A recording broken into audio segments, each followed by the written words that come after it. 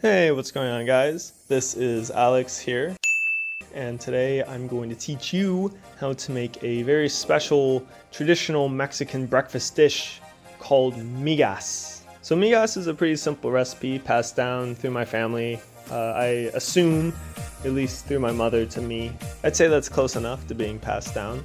It's a pretty simple recipe. All you gotta do first off is just you get your ingredients. So we're gonna have eggs, tortillas, salt, vegetable oil, and then maybe some garlic powder.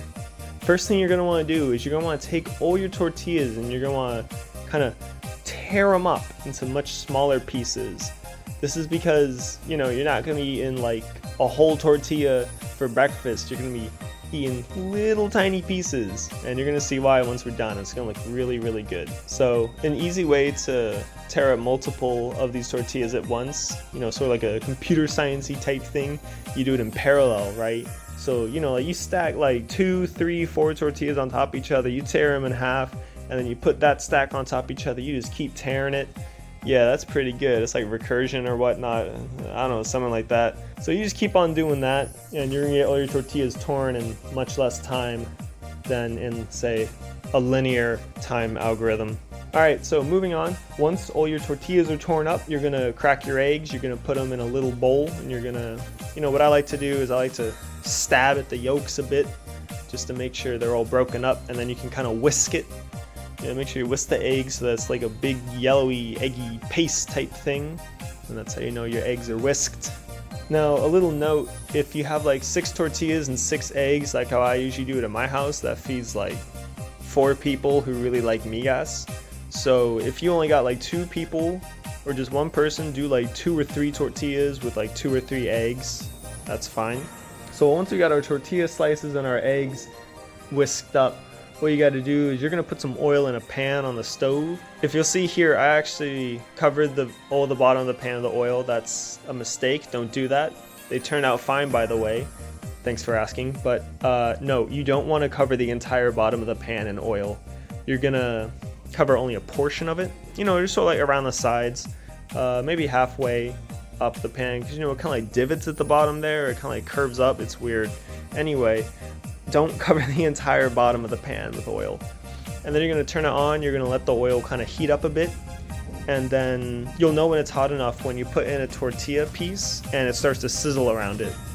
And once that happens, you're going to put in the rest of the tortilla pieces just like this. And then we're going to go ahead and sort of stir around those tortilla pieces. You want to get them nice and crispy and golden color. So we're going to put a time lapse for that here because I can't talk that much.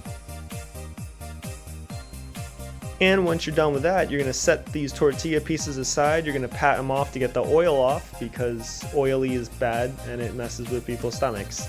Once you've done that, you're going to sort of clean out your pan. You're going to put it back on the stove, and this is where all the magic happens. So you take your tortilla slices, you put them back on the pan with a little bit of heat on it.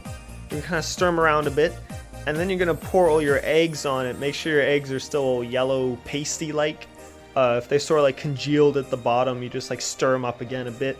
You just pour them over the tortilla slices, and then you kind of like just poke it and you stir it, and you just make sure all the eggs like kind of congeal onto the tortilla pieces, and you kind of stir it just to make sure it dries up a good amount. And you let that happen for a few minutes. This went on for way too long. The video file I was sent, Jesus Christ, you should have seen it in the gigabytes. But anyway, once you're done with all that, all you got to do is just put a little bit of salt on it, sprinkle some garlic powder over it, mix it up maybe just one more time, and then boom, you got some migas. Congratulations.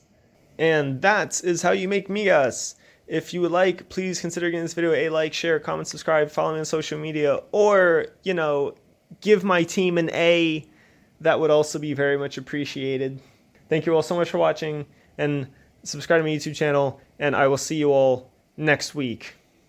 Funding for this video was provided by viewers like you. Does this apron make me look fat?